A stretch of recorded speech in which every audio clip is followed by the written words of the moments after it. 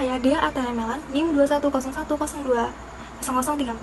Saya akan menjelaskan materi tentang uang, tugas Pak Rizky Arinaldo. Selamat menonton. Pengertian uang secara luas adalah sebagai sesuatu yang dapat diterima secara umum sebagai alat pembayaran dalam suatu wilayah tertentu atau sebagai alat untuk melakukan pembelian barang dan jasa. Dengan kata lain, bahwa uang merupakan alat yang dapat digunakan dalam melakukan pertukaran baik barang maupun jasa dalam suatu wilayah tertentu. Menurut penjelasan para ahli, yang pertama adalah menurut A.C. Pigou. Menurut pendapat dari A.C. Pigou, pengertian uang dapat didefinisikan sebagai segala sesuatu yang umum dipergunakan sebagai alat tukar. Menurut Thomas Rowling J., Thomas menyatakan arti uang adalah segala sesuatu yang tersedia dan umumnya diterima umum sebagai alat pembayaran yang sah untuk pembelian barang dan jasa serta pelunasan utang maupun piutang. Menurut R.S. Sayers, pengertian uang menurut Sayers dalam bukunya berjudul Modern Banking adalah segala sesuatu yang umum diterima bagi pembayaran utang maupun barang dan jasa secara sah. Fungsi asli uang atau nilai mata uang dibagi menjadi 3 bagian.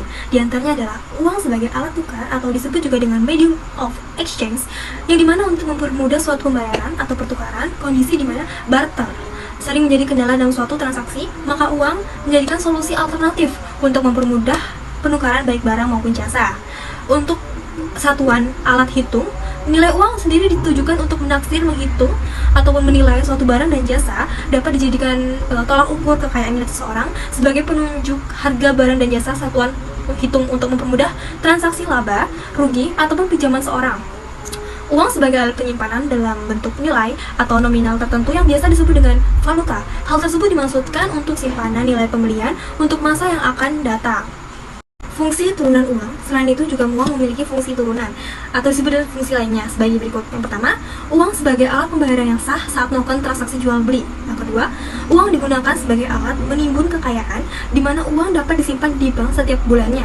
Ketiga, uang sebagai pemindah kekayaan. Situasi ini berlaku ketika seseorang akan menjual tanah, rumah, mobil, ataupun motor untuk ditukarkan dalam bentuk uang kepada orang lain. Yang keempat, uang sebagai alat pembayaran hutang yang sah. Ketika sistem barter sudah tidak diperlukan, maka uang dinilai sebagai alat pembayaran hutang yang sah. Yang kelima, uang sebagai salah satu pergerakan ekonomi. Hal tersebut sangat terkait ketika nilai mata uang mengalami kenaikan ataupun kemunduran, akan berpengaruh pada kegiatan pasar di masyarakat.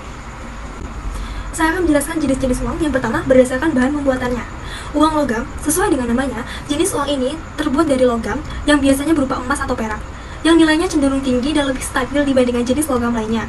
Pada jenis uang logam terdapat 3 macam nilai, yaitu nilai intrinsik, nilai dari bahan yang digunakan untuk membuat mata uang, nilai nominal, ada nilai tertera pada mata uang, misalnya 100, 500, dan 1000. Nilai tukar adalah nilai yang dapat ditukarkan dengan sesuatu barang. Contohnya, uang 5.000 dapat ditukarkan dengan sebungkus bubur kacang hijau, dan 10.000 dapat ditukarkan dengan sebungkus nasi sayur. Jenis uang yang kedua yaitu berdasarkan nilainya. Mengutip dasar-dasar perbankan, jenis uang dapat dilihat dari nilai yang terkandung pada uang tersebut, yakni mencakup nilai intrinsik, bahan uang, atau nilai nominal, nilai yang tertera dalam uang tersebut. Jenis uang ditinjau dari nilainya dibagi menjadi 2, yaitu bernilai penuh, full bought money, yaitu uang yang nilai intrinsik dengan nilai nominalnya. Contoh uang logam yang mengandung nilai 16 bahan untuk membuat yang sama dengan nilai nominal yang tertera atau tertulis pada uang tersebut. Tidak ternilai penuh, represif full bodied money, yaitu uang yang nilai intrinsiknya lebih kecil dari nominalnya. Contohnya uang kertas. Uang jenis ini sering dinamakan sebagai uang pertanda atau tuck money.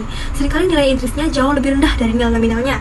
Berdasarkan peredarannya, uang kertas sebagai uang yang beredar resmi di masyarakat.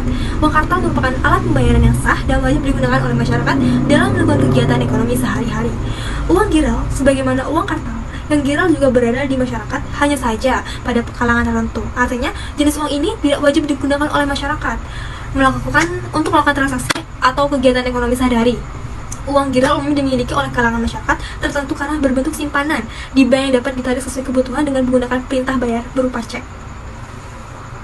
Berdasarkan bahan pembuatan, ada uang kertas dan uang logam. Uang logam awalnya terbuat dari emas dan juga perak. Namun, bahan pembuatan uang berubah dan digantikan dengan yang lebih tahan lama.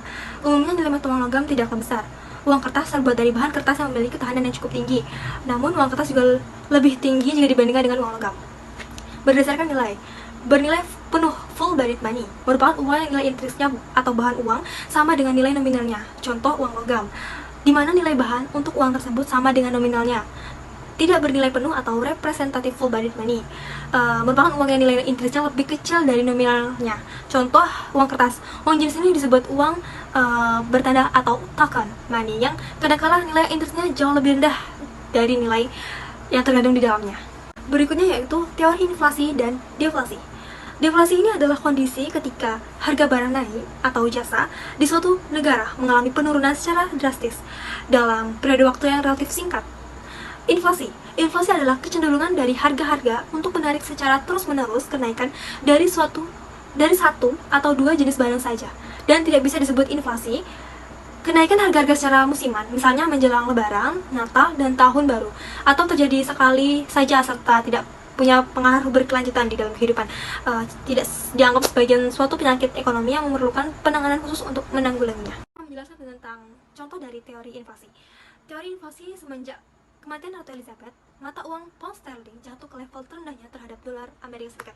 Sejak 37 tahun terakhir, Inggris masih bergulat dengan serangkaian masalah ekonomi yang cukup sulit. Ancaman resesi, krisis, energi, dan inflasi di negara-negara G7 membuat nilai pound sterling terus tenggelam sejak tahun lalu. Nilai saat ini bahkan lebih rendah dibandingkan Maret 2020 saat awal pandemi COVID-19. Pada Rabu, tanggal 7/9/2002, nilai pound sterling bahkan sempat menyentuh 1,1406 US dollar. Hal itu membuat turun ke level terendahnya terhadap dolar Amerika Serikat sejak 1985, saat Margaret Thatcher masih menjabat Perdana Menteri. Menurut The Coin Expert Inflasi dari Royal Mint, gambar di mata uang pound sterling juga akan berubah. Potret baru Charles akan beredar untuk digambarkan pada mata uang. Namun, koin dan uang kertas dengan potret Ratu Elizabeth diyakini masih akan terus diterbitkan untuk sisa tahun ini, tapi ditarik setelah itu potret baru beredar. Namun, apa penyebabnya jatuh yang mata uang pound sterling? Pound sterling jatuh di bawah US dollar 1,14 terendah sejak 1985 setelah kantor statistik nasional mencatat penjualan retail pada Agustus turun 1,6% dibandingkan bulan sebelumnya. Penurunan ini terjadi sejak Desember 2021 dan lebih buruk dari perkiraan para ekonomi. Di sisi lain, prospek ekonomi di Inggris termasuk mata uang menderita. Pound sterling telah kehilangan nilainya lebih dari 15% terhadap dolar Amerika Serikat tahun ini dan penurunan 12% terhadap euro. Perdana Menteri Liz Truss berencana mensubsidi tagihan energi rumah tangga dan bisnis, tetapi kemungkinan tetap tidak cukup untuk memulihkan pertumbuhan. Bank of England memperkirakan terjadi resesi berkepanjangan sebelum diumumkan. Baiklah, saya akan menjelaskan contoh dari teori deflasi. Provinsi Jawa Tengah mengalami deflasi penurunan harga komoditas pangan dan non-pangan sebesar 0,39% pada bulan Agustus 2002 lalu. Jumlah tersebut memiliki besaran deflasi nasional yang tercatat sebesar 0,21%. Gubernur Jawa Tengah Ganjar Pranowo menyampaikan penyebab deflasi pada Agustus lalu dikarenakan sejumlah komoditas seperti bawang merah, bawang putih, dan cabai mulai memasuki masa panen. Selain itu, ia menilai penurunan tarif angkutan udara juga mempengaruhi deflasi. Ganjar menambahkan harga komoditas yang rendah di Jawa Tengah saat ini bisa saja tiba-tiba meroket jika muncul gejala-gejala terjadinya inflasi. Selain itu, lanjut Ganjar, harga komoditas juga mau dipengaruhi faktor administrative price atau harga yang ditentukan pemerintah. Ia mengatakan hal ini dapat kapan saja, terlebih pasca penyesuaian harga bahan bakar minyak beberapa waktu lalu. Selain itu, harga yang sangat rendah di Jawa Tengah itu begitu terjadi inflasi yang sangat tinggi, maka naiknya juga akan luar biasa. Maka ketika harga kita turun, administrative price dari kenaikan BBM ini juga akan mempengaruhi inflasi. Terangnya, guna mengantisipasi hal tersebut, Ganjar beserta jajarannya telah melakukan sejumlah upaya seperti intervensi, operasi pasar, hingga mengelontarkan bantuan untuk menjaga dan daya beli masyarakat. Ganjar juga terjun langsung ke lapangan seperti pasar, SPBU, pelelangan ikan, hingga kampung nelayan untuk memastikan kebutuhan masyarakat bisa terpenuhi dan bantuan yang diberikan juga tepat sasarannya. Audio Jungle.